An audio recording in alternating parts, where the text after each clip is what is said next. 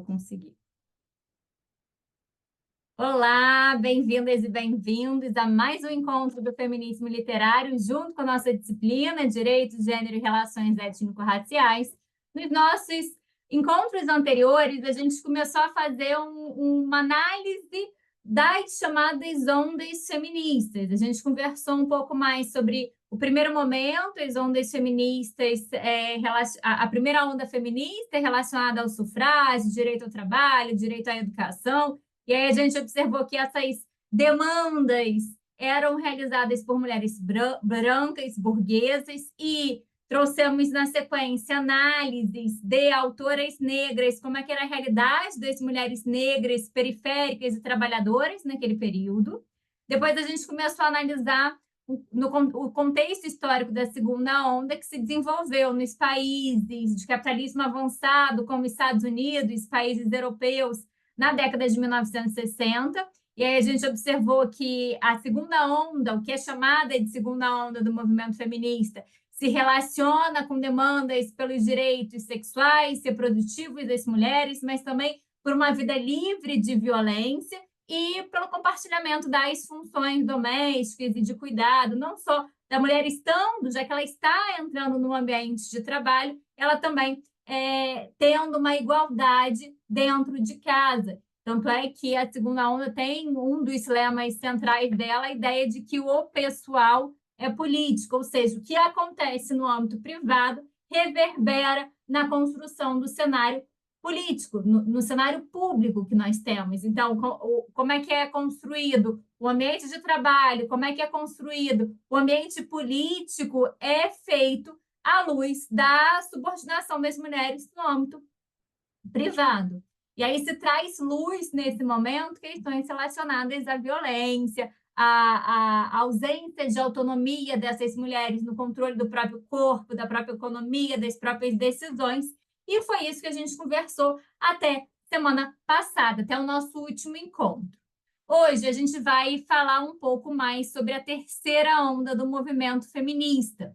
E a terceira onda do movimento feminista é talvez uma das ondas mais controversas dentro da historiografia oficial do feminismo. Isso porque as autoras elas não vão convergir sobre o que está inserido dentro dessa onda específica. Agora, os estudos que eu fui realizando com autoras mais renomadas, autoras de uma colocação dentro da agenda feminista mais central, eu comecei a observar que a terceira onda do movimento feminista ela é muito relacionada ao que a gente pode chamar de feminismo acadêmico, que é um feminismo que ele começa a se desenvolver, sobretudo, a partir da década de 1980. Observe o seguinte, a gente vai ter, a partir da década de 1980, nos Estados Unidos e na Europa, o desenvolvimento, na verdade, a criação de cadeiras em universidades de estudos de mulheres. Então, eu começo a criar uma disciplina chamada Women's Studies, ou seja, estudos sobre mulheres, estudos sobre os direitos das mulheres. E essa cadeira ela é muito vinculada ao que se chamava de Critical Legal Studies, ou seja, as teorias críticas do direito se relacionavam também com a disciplina do estudo das mulheres. A gente começa a observar que até a década de 1980, a gente tem uma atuação feminista, uma atuação de autoras feministas muito centrada nos movimentos sociais. A gente tem autoras feministas que escrevem obras, óbvio, mas a gente tem autoras feministas que estão muito preocupadas em trazer demandas para dentro da sociedade, que já faziam propostas de práticas de modificação da realidade social. Então, que queria que a mulher votasse, queria que a mulher pudesse frequentar colégios, universidades. Então, não existiam demandas concretas. Mas, até a década de 1980, o feminismo ele não explicava como o poder masculino se organizava. O feminismo ele não sabia explicar por que as mulheres eram subordinadas. ele conseguia enxergar a existência da subordinação feminina, mas não conseguia trazer a causa, não conseguia fazer essa investigação. Até a década de 1980, existiram muitas contribuições de autores, diversos autores, que foram decisivas para a criação da teoria feminista nesse momento. E aí a gente começa a observar que, a partir de 1980, essas grandes contribuições que foram feitas por intelectuais que nunca tinham pertencido à academia, como Andrea Dworkin, Audre Lorde, Kate Millett, Adrienne Rich, todas essas autoras, elas trouxeram ali trabalhos significativos que foram essenciais para a gente começar a desenvolver o que vai ser a preocupação central da terceira onda, que é pensar uma teoria, é teorizar, é identificar aqui o cerne da subordinação masculina. E aí, quando essas mulheres que estavam dentro dos movimentos sociais, elas começam a entrar no ambiente acadêmico, elas começam a fazer pesquisas, análise sistemática sobre a subordinação feminina. Não era mais uma coleção solta de fatores, questões, queixas, mas era tudo isso considerado em conjunto. Então, a partir de 1980, a gente começa a observar nesses países de capitalismo avançado o desenvolvimento dentro do ambiente acadêmico de teorias feministas. E não é de uma única teoria, mas sim de diversas formas de trazer explicações da realidade social. E aí a gente começa a observar nesse momento se confluir várias vertentes. Eu começo a ter aqui o desenvolvimento de uma teoria do feminismo liberal, do feminismo radical, do feminismo cultural, do feminismo marxista, do pós-feminismo. Então, eu começo a ter várias correntes feministas que vão se desenvolvendo com o objetivo de explicar, de teorizar a existência da subordinação feminina dentro da sociedade. Antes, e aí, porque eu já comecei me adiantando um pouco, mas entre a década de 1970 e 1980, e aí vai ser algo que o grupo vai conversar para a gente, houve um papel central dos chamados grupos de conscientização. Então, foram criados grupos de conscientização dentro das universidades, em que as mulheres dialogavam e criavam consciência para os tipos de opressão que elas sofriam. E foi a partir desses grupos que a gente começa a ver o desenvolvimento e o interesse acadêmico das mulheres pelo desenvolvimento das teorias feministas na universidade. Bom, o grupo de hoje vai conversar um pouco mais sobre o texto da McKinnon. A gente já leu aqui em um dos semestres, logo no início, quando eu entrei aqui na Unirio, acho que foi o segundo semestre do grupo de leitura do Feminismo Literário, a gente fez a leitura completa de uma das principais obras da McKinnon, que se chama Por uma Teoria Feminista de Estado. Essa obra ela nunca foi traduzida para o português, ela só tem na versão em inglês e foi traduzida para o espanhol, então a gente meio que ficou utilizando as duas versões, quem tinha um inglês mais avançado foi para o inglês, quem não tinha acabava pegando o espanhol, mas também gerava aquela dificuldade de leitura, mas a gente fez uma leitura completa da obra, e a obra ela traz aqui, além de contextualizar o momento histórico que a McKinnon está, ali na década de 80 que ela escreveu esse livro, traz uma leitura do que seria uma teoria de um Estado por uma perspectiva feminista. Como é que a gente tem instituições estatais que são construídas a partir da perspectiva masculina e como é que isso impacta negativamente na vida das mulheres. Bom, vou chamar quem é que vai fazer a apresentação de hoje? Oi, sou eu, dá pra me ouvir? Dá sim. Você consegue abrir a câmera? Ah, não, minha câmera não tá funcionando. Peraí, eu vou compartilhar. Pronto. É Vê só, se dá pra ver. é só você que vai apresentar? Ah, sim, Catherine McKinnon vai ser só eu mesmo. Ah, ok, vamos lá. Beleza, então, ok. Boa tarde e bem-vindos à apresentação do Grupo 13. Hoje eu vou estar falando sobre a Catherine M. McKinnon, mais especificamente os capítulos 5 e 6 da obra dela, Towards a Feminist Theory of State. Então vamos começar. Primeiro a gente tem que dar uma introdução à autora. Segundo a página dela do Harvard Press, a Catherine, ela é uma escritora, ativista e professora estadunidense, e ela tem assim um papel muito importante para os debates feministas, porque ela traz uma intersecção com o campo jurídico, e isso é muito inovador. E ela também, ela tem uma coletânea de trabalhos, mas tem um ponto de convergência do trabalho dela, que geralmente trata de assuntos relacionados ao estupro e a crimes de natureza sexual. Porque ela tem uma perspectiva que ela entende esses crimes não como crimes de gênero, que são feitos contra as mulheres porque elas são mulheres ou contra os homens porque eles são homens, mas como um sintoma, uma expressão da hierarquia de gênero, dessa hierarquia de dominação. E talvez uma coisa que é bem controversa nos trabalhos dela, só para dar uma contextualizada, não tem muito a ver, mas é importante para entender o pensamento dela. Ela tem uma grande participação no ativismo antipornográfico.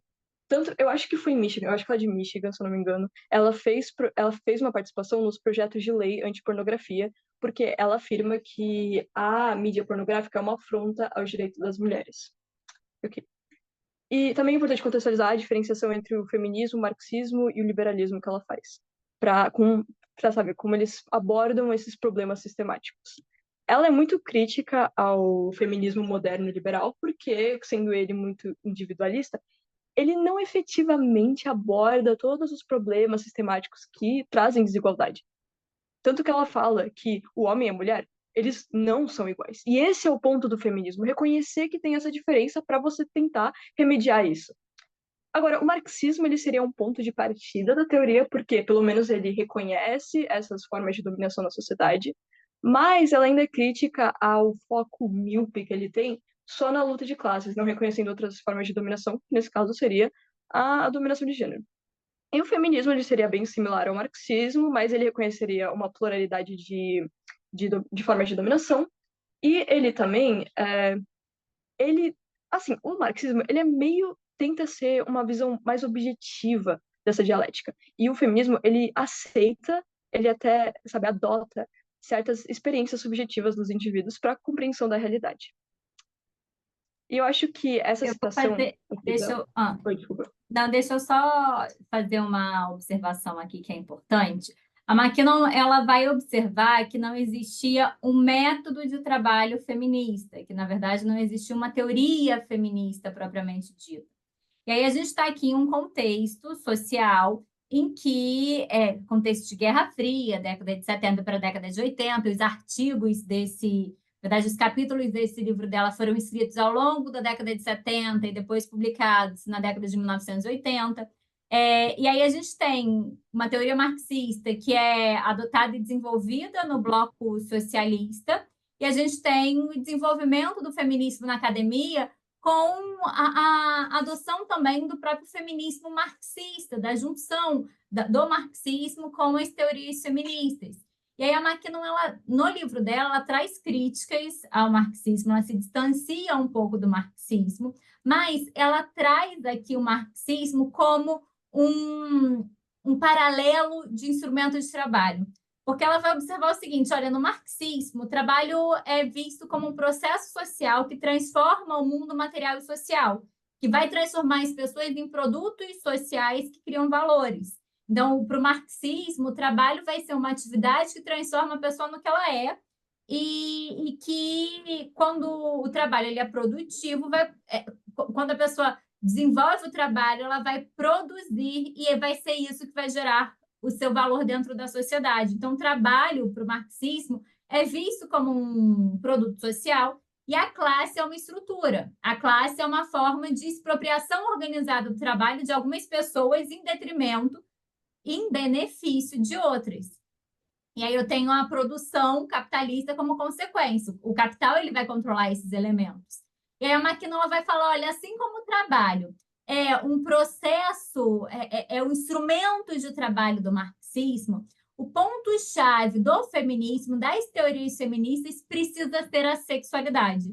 E aí a segunda onda vai trabalhar muito com a sexualidade, a gente falou, direitos sexuais e reprodutivos, e a McKinnon ela vai buscar a sexualidade como ponto central de subordinação das mulheres. Ela vai dizer que a sexualidade vai ter aquilo que organiza a sociedade em dois sexos, e aí ela, ao longo do livro dela, ela vai falar sexo e gênero de forma indistinta, mas que vai dividir ali homem e mulher.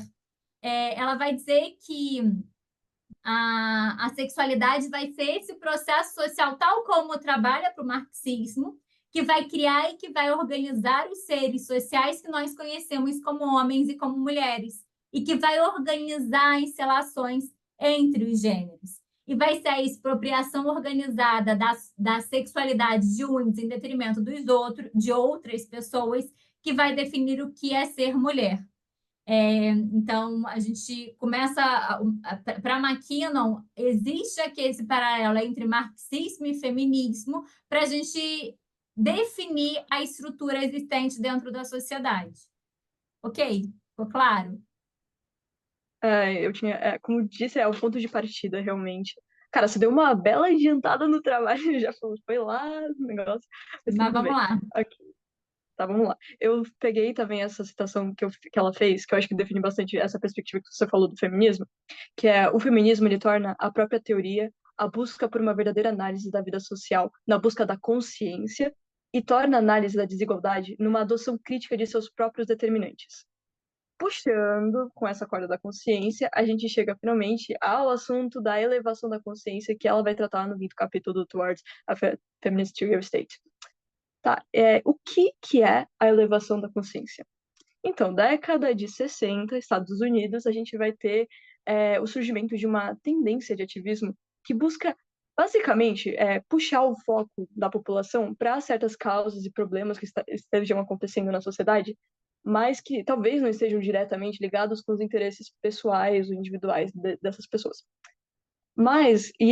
Como eles fazem isso? Eles apelam pela sensibilidade. Isso também é visível nas redes sociais. Você apela pela humanidade das pessoas para buscar ajuda para certos casos que estejam invisibilizados.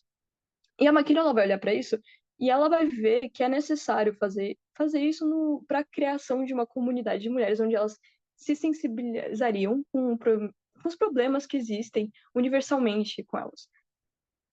A ideia é que tem vários problemas que aparentam ser individuais e aparentam ser peculiares à vida da mulher como um indivíduo, mas na verdade são vivenciados pelo conjunto das mulheres, porque eles se tratam de expressões da hierarquia que é sistematizada na sociedade. E é por isso que elas precisam reconhecer que há esses problemas e criar uma elevação de consciência. Tanto que a McKinnon, ela reconhece que tem certas características que vão diferenciar as mulheres entre indivíduos e até mesmo grupos, como é a raça, a classe ou até certas características físicas. Mas isso não significa que essa caracterização do ser mulher não traga certas experiências que vão ser vivenciadas com as mulheres como um todo. Então, já que é tão necessário atingir essa elevação da consciência, como você consegue atingir isso? A McKinnon vai dar 4 passos.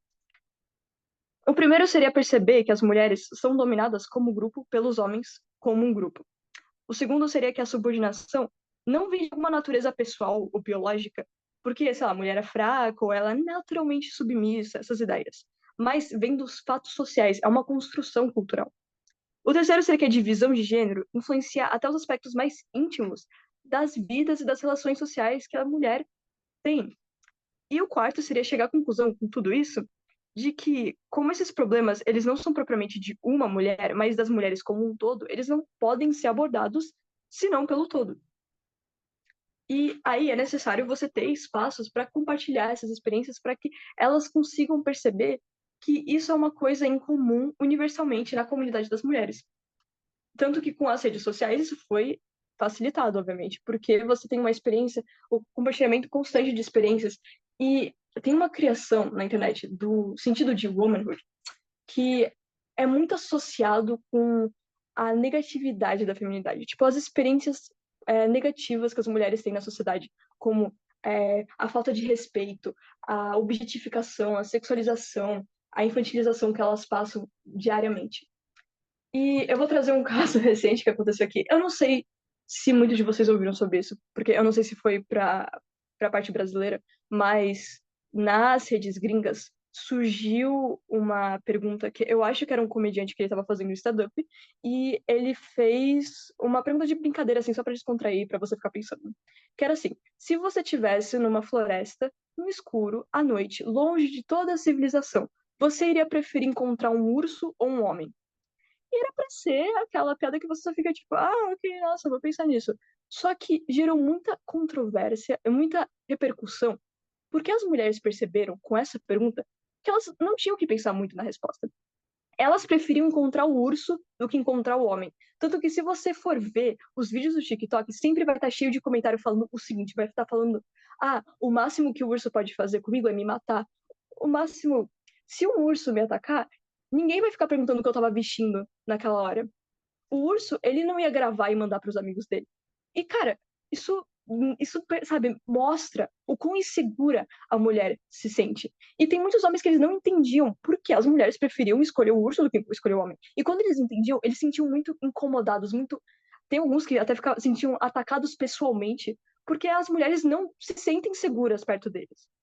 E a Catherine, ela vai prever isso antes, sabe, anos antes dessa pergunta começar a repercutir. Ela vai falar o seguinte: o feminismo tem uma teoria de poder. É atribuído gênero à sexualidade conforme o gênero é sexualizado. Macho e fêmea são criados pela erotização da dominação e submissão. A diferença entre homem e mulher e a dinâmica entre dominância e submissão define uma outra. Esse é o significado social do sexo e o distinto relato feminista da desigualdade de gênero. A objetificação sexual, processo central dessa dinâmica, é simultaneamente epistemológica e sexual. Então, ela fala que esse ser mulher, ele é muito associado a uma ideia negativa, uma ideia de submissão. A feminidade, ela se torna, como um conceito culturalmente construído, uma ferramenta para garantir a dominação masculina. Porque você dá para as mulheres a ideia de que elas são o sexo frágil. E o sexo frágil, ele retira a habilidade da mulher de resistir à dominação masculina. Ele fala para a mulher que ela é fraca, que ela é incapaz, que porque ele traz características que parecem ser positivas, sabe? Tipo, as mulheres são sensíveis, as mulheres são maternas, elas, sabe, elas importam, empáticas, blá, blá, blá. Mas isso são todas as ferramentas para trazer uma passividade a elas. Tanto que a McKinnon, ela vai criticar a tentativa do feminismo moderno em reclamar essas características como algo empoderador, porque, para McKinnon, essas características vão naturalmente trazer um desamparo e uma impotência que não estaria lá se não fosse por essa construção cultural. Tanto que, se você parar para pensar, a feminidade, essas características que são associadas à feminidade, pelo menos, elas são muito infantis. Elas trazem aquele sentido de que a mulher é um ser que não tem as faculdades totalmente desenvolvidas, que não é totalmente racional. E tanto que esse rito de passagem da infância para a maturidade feminina é associado ao sexo, à primeira experiência sexual da mulher. E a McKinnon acredita que essa experiência ela tem um consentimento duvidoso, se não completamente um estupro. Porque, cara, se você está sob um sistema que fala que você é incapaz, que você é frágil, que você não consegue resistir, que você não faz tal coisa, você vai pensar que você não pode resistir à dominação, e você vai pensar que você é inferior, tanto no sentido físico, já que a mulher geralmente é dita como, sabe, mais frágil, mais fraca, tanto no sentido social, cultural, legal até mesmo, porque o estupro é um assunto muito complicado. É difícil você provar e desprovar. Desprovar, não sei se enfim, mas porque então é mais fácil para a sociedade olhar para isso, em vez de tentar, sabe, perceber o que a mulher está falando, só ignorar ou até mesmo culpar a vítima. A tudo que ela fala aqui, eu acho que essa citação resume bem. Talvez o delito do estupro tenha demonstrado ser tão difícil de articular, pois o inquestionável ponto inicial tenha sido o de que o estupro é definível como distinto do sexo, quando para as mulheres é difícil de distingui-los sob condições de dominação masculina. E a gente chega à nossa conclusão, porque eu não queria me alongar muito, já que já primeiro, demorou um pouquinho, a gente só tem 30 minutos. E, ok, o papel da McKinnon com as obras dela é muito essencial para os debates feministas, mas esse trabalho em particular, ele recebeu muitas críticas, porque como a maioria dos trabalhos teóricos, ele não traz um direcionamento muito claro a como chegar nesse estado feminista. Tipo, ele critica o modelo feminista atual que está regindo, quer dizer, o modelo liberal, desculpa, o modelo liberal atual, e fala que o feminismo ele sabe lidar com esses problemas, mas ela não traz um norteamento claro para como se alcançar isso. E uma outra crítica minha, pessoal, que eu dizer, é que a análise da feminidade dela é muito restrita à ideia de dominação. E dá para entender que tem uma certa tentativa de apagamento de gênero. Porque, assim, ela associa o gênero e a sexualidade como simples ferramentas de dominação masculina. Então, vamos supor que esse estado feminista fosse alcançado. Se a hierarquia de dominação fosse superada, não ia haver necessidade para diferenciação entre mulher e homem, ou a diferenciação entre os sexos. Então, isso traria um certo apagamento dessas identidades. Mas isso tipo, não é inovador. Tem vários discursos feministas e LGBT que falam sobre o apagamento e essa neutralidade de gênero, mas, numa perspectiva histórica, a gente sabe que é mais complexo que isso, porque o apagamento ele é insuficiente e também basicamente impossível de se fazer.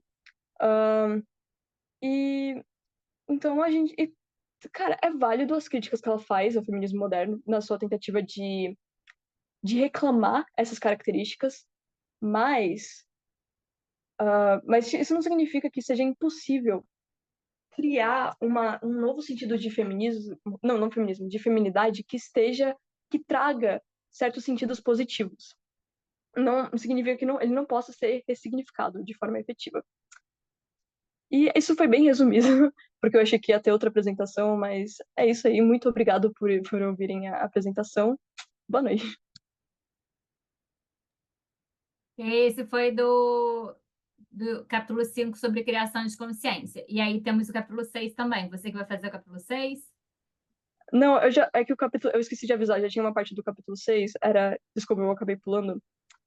Essa parte aqui, por exemplo, do capítulo 6. Ah, ok. Você juntou os dois. Você juntou os Eu juntei dois. os dois. Sim, Ah, eu ia entendi. apresentar a máquina em geral, desculpa, eu nem avisei. Tá, ok. Então, assim, gente, o ponto central que eu queria trazer nesses textos da McKinnon era que a gente entendesse que esse foi um momento histórico específico em que as autoras começaram a pensar em teorias, porque elas observavam a existência das demandas, fortes demandas que foram realizadas na sociedade, fortes propostas de modificação prática da realidade social, mas elas sentiam a necessidade não apenas de incitar mudanças de comportamento, mas também a necessidade de escrever uma teoria feminista, e foi justamente esse livro específico da McKinnon que, na verdade, foi esse livro que a McKinnon ela trouxe com esse objetivo. Eu não consigo ver seu nome. Como é que é seu nome? Fez a apresentação? É Ana? Está escrito aqui CSCH. Ana, como a Ana falou aqui para gente, a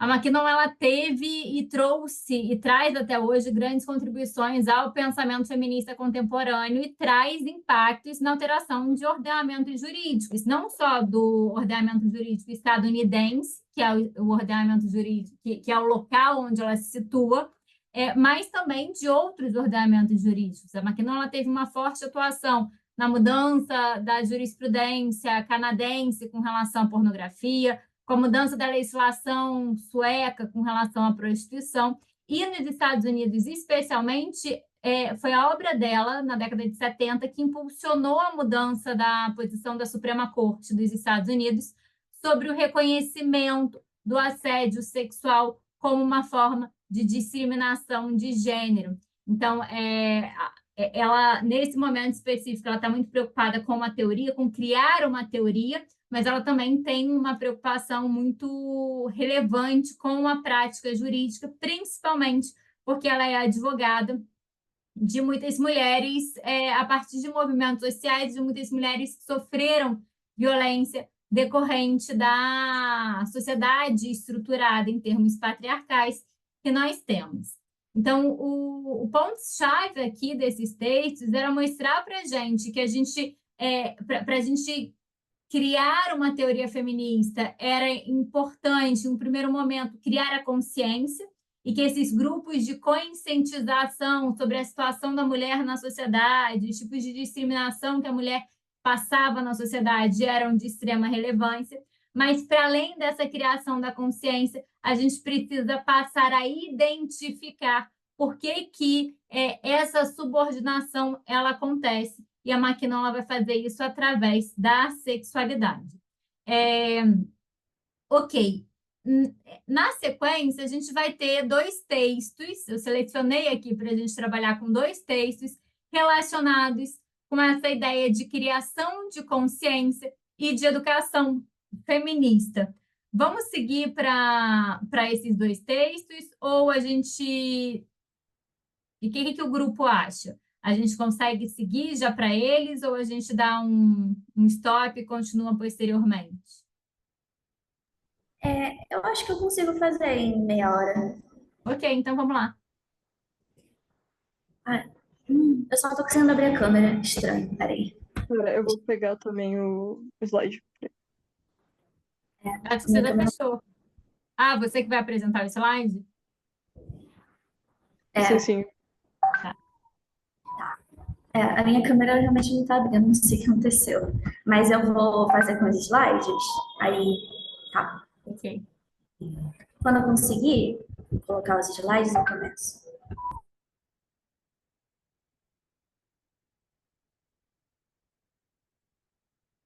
Ah, eu solicitei o acesso, você tem que permitir. Não, não. Da outra vez não veio solicitação, essa vez também não veio, não. Não, desculpa, é pra. Era.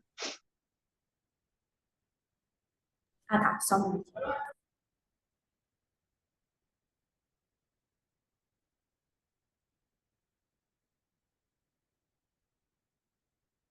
Tá, não tô conseguindo colocar os slides, mas vai ser então, porque o tempo tá apertado. Mayara, você quer me É, mandar por WhatsApp? Eu boto aqui? pode ser, eu fiz no Canva mesmo, vou enviar para você então, por WhatsApp.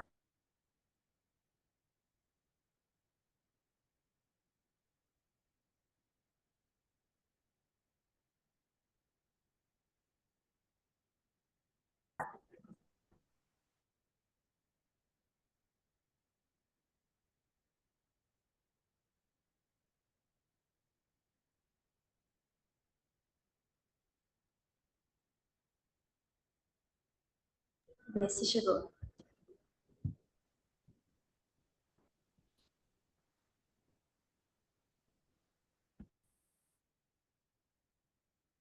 Tem que liberar meu acesso, Mayara. É da sua própria conta no Canva. Mas não tá.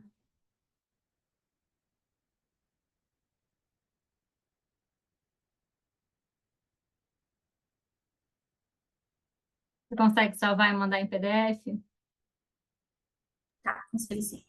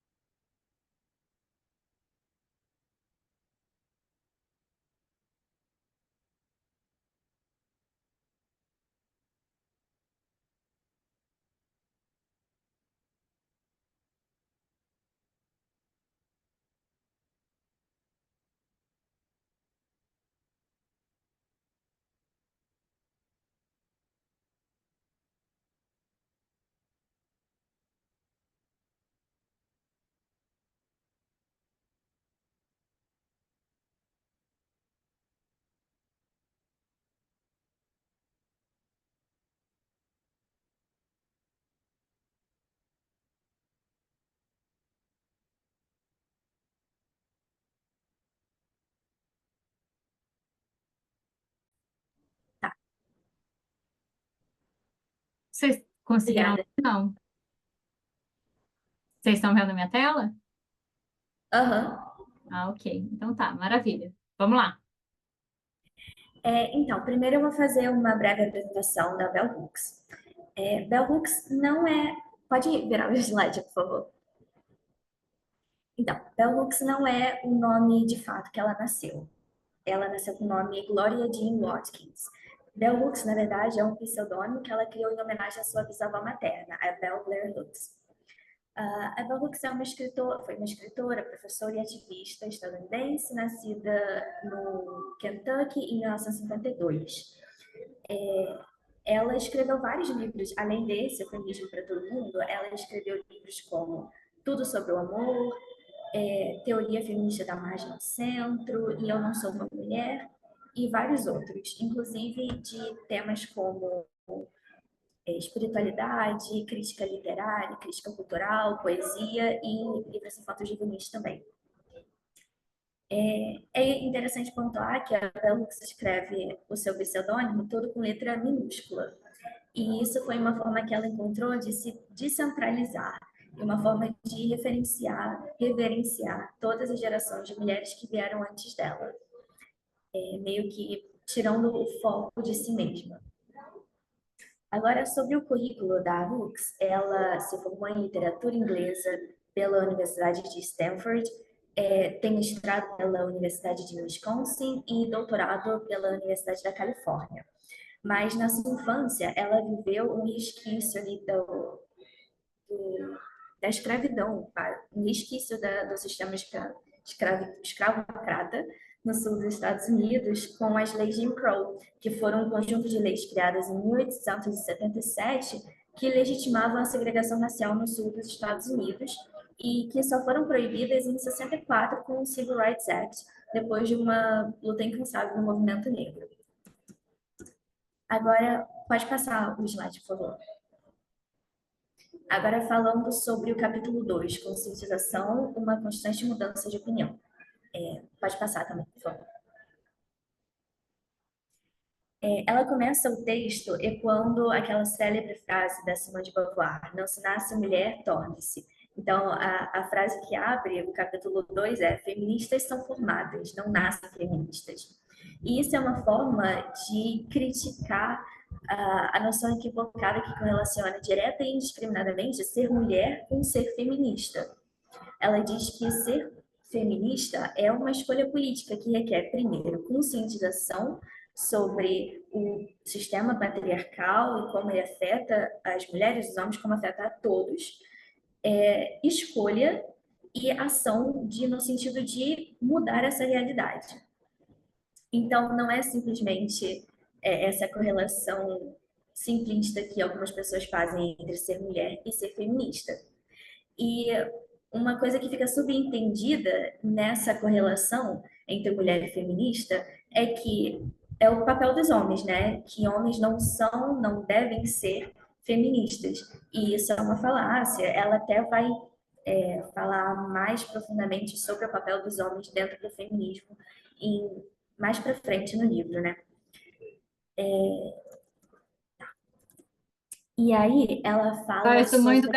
Eu gosto muito dessa paráfrase que ela faz com a Beauvoir, falando que feministas são formadas, que não se nascem feministas, porque demonstra justamente essa necessidade da conscientização, da formação, assim como ninguém nasce machista, ninguém nasce sexista, a gente passa por uma formação social que nos torna assim, que introjeta essas ideias na nossa cabeça.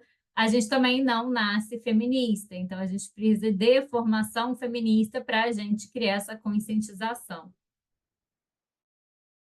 E eu acho interessante um termo que ela usa, que é conscientização feminista revolucionária. Então, não seria apenas um ser feminista como uma posição inerte, mas sim enquanto uma posição política que exige uma conduta ativa e uma conscientização visando uma transformação social. Então, não é uma posição assim, inerte, parada. Então, eu acho muito interessante esse termo. E, ainda sobre essa questão de ser revolucionário, ela vai falar um pouquinho mais na frente vai fazer uma contraposição com um feminismo liberal. Mas isso mais para frente. E aí a autora, assim como a McKinnon, ela vai falar sobre os grupos de conscientização. E ela fala sobre a importância desses grupos que muitas vezes aconteciam ali na casa de uma das participantes do grupo. E é interessante pontuar isso, né? Porque geralmente eram espaços privados, não eram locais públicos, e que elas usavam para trocar experiências e discutir as suas vivências, as suas dores, que muitas mulheres tinham em comum, e como isso foi importante ali como ainda nessa parte mais incipiente da organização feminista, mas como foi importante para criar laços de sororidade. E também como uma forma de organizar mulheres, pessoas em geral, né, no movimento feminista e até recrutar novos membros. Aí, mais para frente, ela vai falar também sobre a importância que teve a disseminação de textos impressos do feminismo e como isso acabou levando o pensamento feminista para áreas, para círculos que não eram os tradicionais, para pessoas que não conheciam o feminismo ou que tinham uma visão deturpada do feminismo. E ela também vai mencionar a criação da disciplina dos estudos de mulheres nas faculdades nos Estados Unidos, e como isso foi uma forma de solidificar o pensamento feminista no âmbito acadêmico. Porém, teve um problema com esse academicismo, esse lado acadêmico que o feminismo acabou tomando em parte, que eram muitas feministas, muitas mulheres que ajudaram a construir o feminismo, muitas mulheres negras e pobres em especial, acabaram sendo excluídas por esse encastelamento do movimento feminista nas universidades. Então, era uma teoria feminista que não alcançava as mulheres negras e pobres e se baseava muito em teorias com termos obscurantistas e exclusionista, de certa forma. E a própria Bell Hooks, ela vai falar no primeiro capítulo da obra dela, acho que na introdução, ela vai dizer, olha, a grande dificuldade quando o feminismo entrou na academia é que os termos se tornaram acadêmicos e o feminismo deixou de ser para todo mundo, porque se fechou dentro dos muros da universidade. E justamente a proposta da obra dela é fazer isso, ó, volta para a sociedade, deixa eu trazer esse conhecimento de volta para todo mundo. Então, essa crítica ela precisa ser levada muito em consideração. Quando a gente pensa muito numa teoria feminista, a gente tem que ter cuidado para essa teoria não ser fechada em si mesma, que ela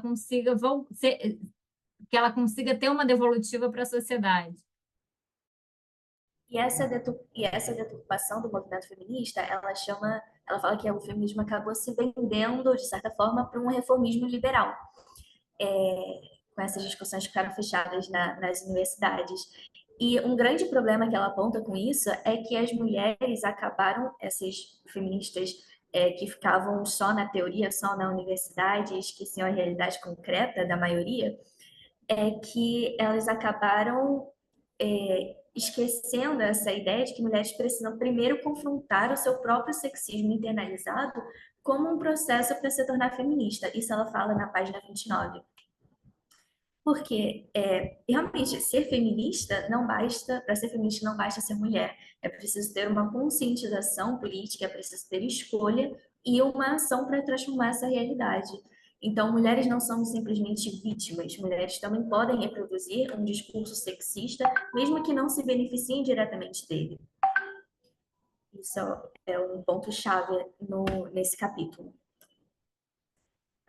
E aí, mais para frente, ela vai falar também, ela chama isso de uma despolitização do movimento, né? Tá. E aí, para fechar o capítulo, ela fala sobre como é equivocado o entendimento que é muito propagado na mídia e entre a sociedade mesmo, de que o feminismo seria anti-homem, ou né, confundindo feminismo com missandria.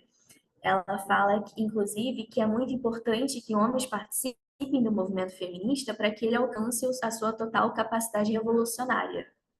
Então, não é, realmente, o feminismo não é sobre odiar homens, não é uma dicotomia homem malvado, mulher boazinha. Esse é o capítulo 2. Aí, você quer falar alguma coisa? Não, mas você está fazendo uma ótima apresentação, Mayara. Pode seguir. Obrigada. Prosseguir? Agora sobre o capítulo 4. Eu estou indo rápido por causa do tempo. No capítulo 4, Pode ir no seu tempo, Mayara. Não precisa ir, não. então Esses tá bom. são bem bons. Pode ir com calma. Então tá bom. O capítulo 4 é mais curtinho. Ela fala sobre a educação feminista para uma conscientização crítica. Pode passar o slide, por favor.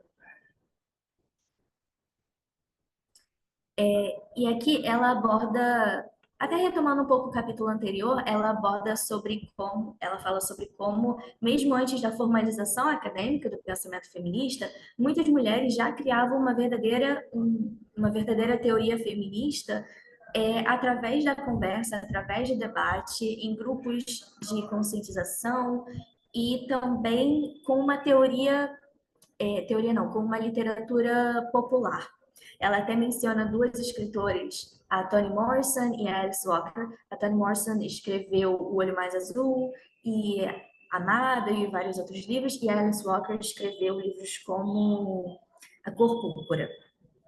E ela fala sobre a importância dessas mulheres que escreviam histórias sobre mulheres e para mulheres, mas também para a sociedade em geral, sobre mulheres negras, né, especialmente, como isso foi uma ferramenta importante de conscientização feminista, ainda que não fosse parte daquele feminismo acadêmico que ali encastelado em universidades com termos herméticos. Ela fala sobre a importância de quase um trabalho de base mesmo da teoria do movimento feminista alcançar essas pessoas que não estão nas universidades, através da literatura.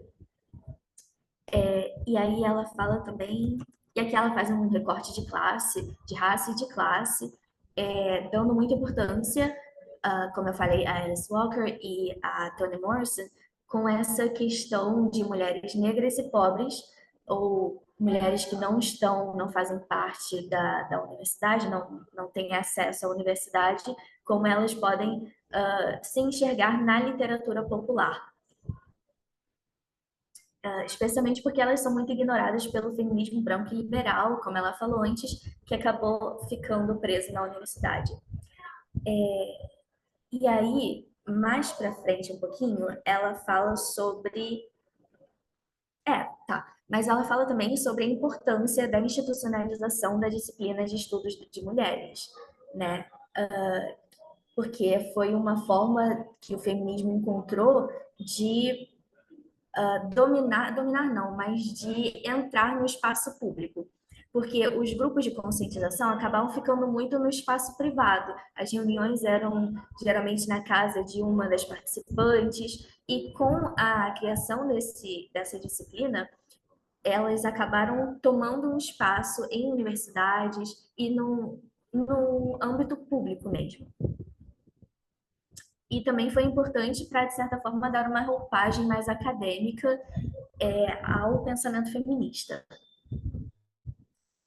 E ela fala também sobre como na universidade muitas mulheres tinham acesso, muitas mulheres que tinham interesse de aprender, e homens também, pessoas em geral que tinham interesse em aprender, podiam ter contato com outras pessoas que tinham os mesmos interesses e as mesmas críticas, ou críticas diferentes, mas queriam conhecer mais sobre a situação da mulher, a questão de desigualdade de gênero, e como nas universidades havia um espaço para discussão. E como isso foi importante para evoluir o pensamento e evoluir o movimento feminista, encontrando caminhos diferentes. E, por fim, a autora ela retorna àquela questão da importância do feminismo estar inserido na cultura jovem e na literatura infantil. Inclusive, a Bell Hooks chegou a escrever um livro infanto-juvenil, um livro de poesia também, porque ela conhecia a importância de disseminar os ideais do feminismo entre os mais diversos públicos, não ficando preso à universidade, não ficando preso à mulher branca, não ficando preso a adultos também. Então, ela escreveu esse livro e fala sobre a importância de criar um movimento educacional de massa. Ela fala sobre tomar o controle sobre a narrativa e incentivar o pensamento crítico acerca das desigualdades de gênero em todos os círculos sociais, digamos assim. E foi essa a apresentação. Foi ótimo, Mayara. Muito Isso. bem, muito bem. Foi ótima apresentação. Você conseguiu ir no tempo certo. Acho que era bem isso, o que eu tinha como expectativa, da gente observar a criação desse movimento feminista, a criação desses grupos de consciência e o desenvolvimento a partir daí de várias correntes. A partir do nosso próximo encontro, agora a gente vai compreender como é que tudo isso que a gente estudou é toda uma análise europeia, toda uma análise estadunidense, como é que a realidade brasileira, a realidade latino-americana tem as suas particularidades. Como é que a gente se apropria muito desses pensamentos, como é que a gente se apropria muito desses movimentos, dessas demandas lá de fora, mas como é que a realidade, como é que a nossa realidade é um pouco diferente e quais são os desdobramentos que isso causa dentro da nossa sociedade. Bom, foi ótimo estar com vocês hoje. Até o nosso próximo encontro.